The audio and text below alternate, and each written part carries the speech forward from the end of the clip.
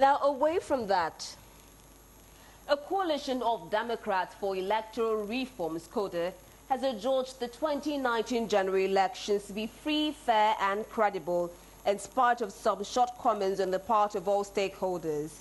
The Executive Director, Chairman Transition Committee, Dr. Wunmi Bewaji, who disclosed this in Lagos while presenting the Observer's Field Report of the general elections, faulted the Independent National Electoral Commission for failing to develop and enhance its personnel. According to him, the group observed that INEC's personnel are poorly trained and the Commission's lack of attention to provision of voting access to voters, especially those challenged. He urged INEC to meet the growing challenge posed by population explosion and perform its task at a 21st century electoral body.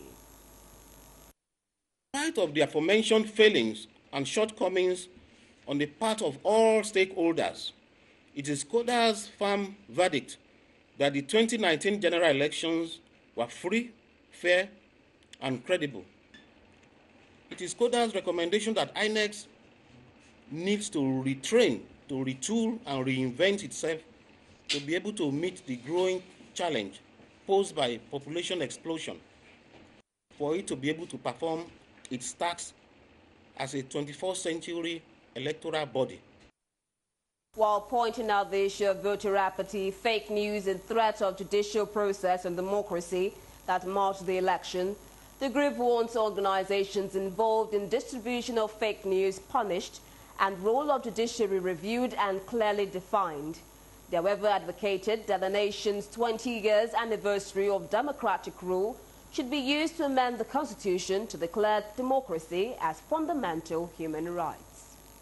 CODA requests Mr. President to formally put in motion every arrangement necessary for us as a country to use the occasion of the 29th day of May 2019, not just for swearing in of our elected officials, but to deliberately and wholeheartedly celebrate the joyous occasion of the 20th anniversary of uninterrupted democracy in the Federal Republic of Nigeria.